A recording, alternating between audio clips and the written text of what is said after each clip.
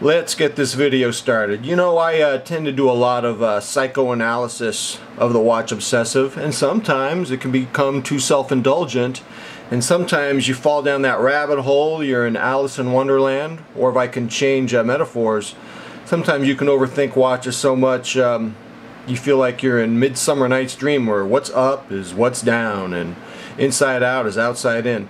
So I thought I would do something different today. A regular review. Who would have thought? I'm going to review both my Citizen Promaster Skies. Now, Johnny Casual said, "Dude, if you sell your silver Promaster Sky, you're just going to rebuy it." And I go, "Oh my God, I think you're right." And my God, here I am. I tried to build this YouTube channel based largely on my watch passions and my celebration of the watch, which I love so much. And I became a tragic figure in the watch community known as Jeffrey Mick Rebuy, the guy who keeps spinning his wheels rebuying over. Hey, wait a minute. You said you were going to make a straight review. Yeah, forget it. So let's not talk about that. Let's just review the Citizen Promaster Sky. Now, I don't know why. I'm afraid that if I have both watches side by side, it's going to compromise focus. Doesn't know which one to oh, that falls. Then we're going to have a laughing stock. Let's not go viral with a laughing stock. So let's do a review. Let's look at 8 qualities. Let's look at look appeal, comfort, build quality, build integrity. Let's look at loom, versatility, wrist presence, and value. So let's look at the silver one first. I have this neurosis about the my SLR video not focusing if I have it on more than one watch. This is the one I decided to keep in addition to the black one. Citizen Promaster Sky. The look appeal, it's up to you. I mean, I'm going to tell you, I have no other chronograph watches in my collection. I love the detail. For some of you, this may be too busy.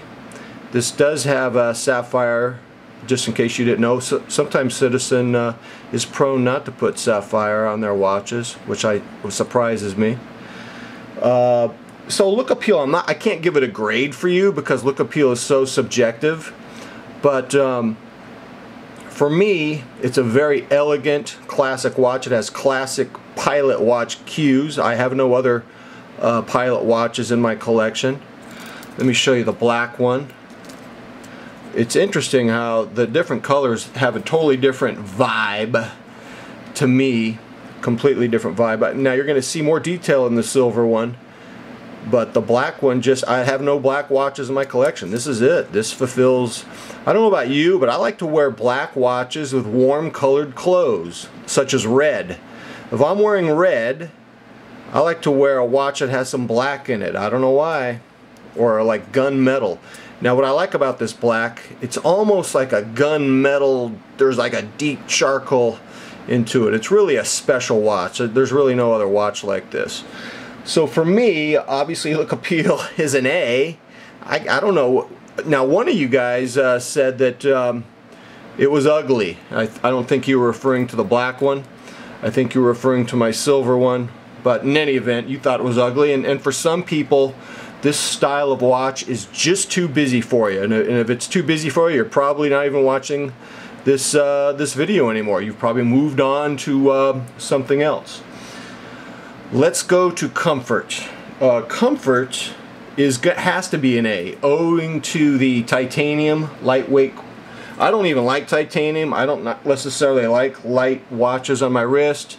Did you know that I read a Amazon review of a titanium Oris, the Aquas, and he said it arrived, he loved the watch, he gave it mostly a positive review, but he said it arrived with hairline scratches because titanium is soft like butter. That was the term he used.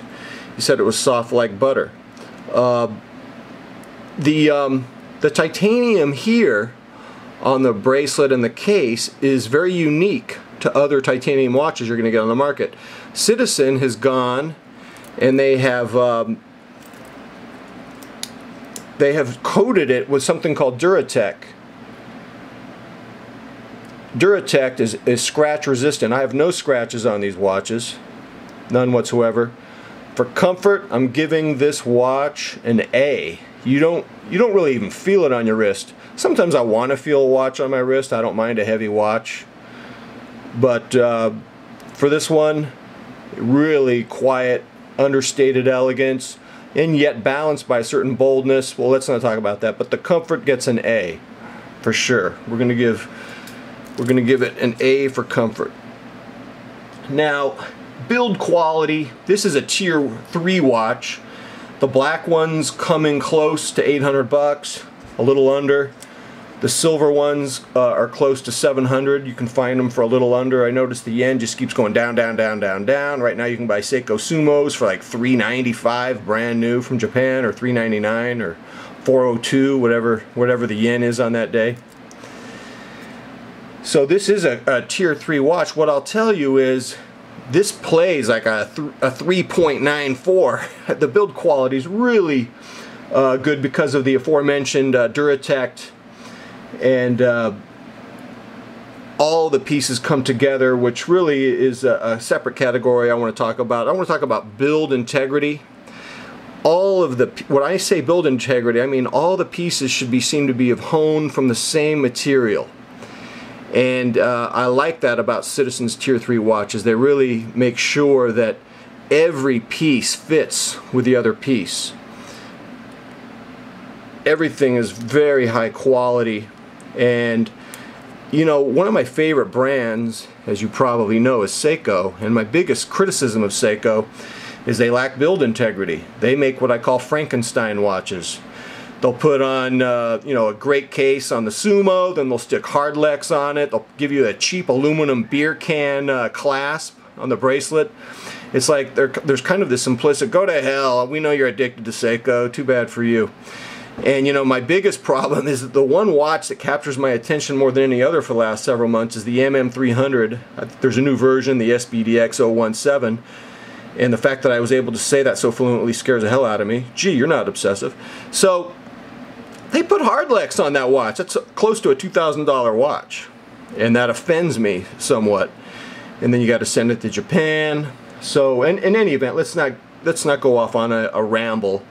Let's look at this beautiful build integrity here. Category number 5. Anyways, build integrity gets an A. The loom. The loom is above average. This is not for loom freaks, though. You're not getting giant loom markers. If you are a loom addict and you have to have amazing loom in every watch, get a Seiko diver. I'm going to give the loom a B. They clearly didn't mess around with loom, that they paid attention to it. And let's make sure we don't have any glare there. So we're going to give loom a B. Let's look at the versatility of this watch. You can wear this with jeans, you can wear this casually, you can play dress up with it if you want. What I wouldn't do, I wouldn't do water sports, I wouldn't do hiking with it. I think it's too elegant for that. I'm going to give it a B+ for versatility.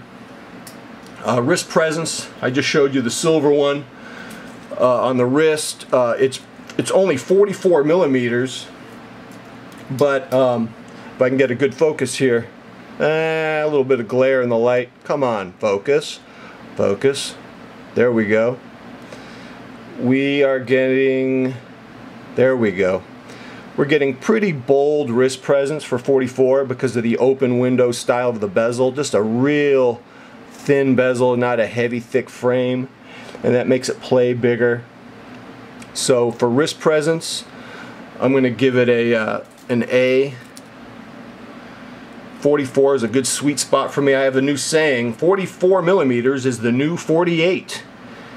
I've come down a little bit in size of watches, partly my age. I'll be 54 years old in about 6 weeks. I'm not sure I want to rock 52 millimeter watches, though just as a little interlude, I will rock this as a sport watch, a 50 millimeter SRP 655, which, because it's not too thick, so I can rock it. This is on an end mill.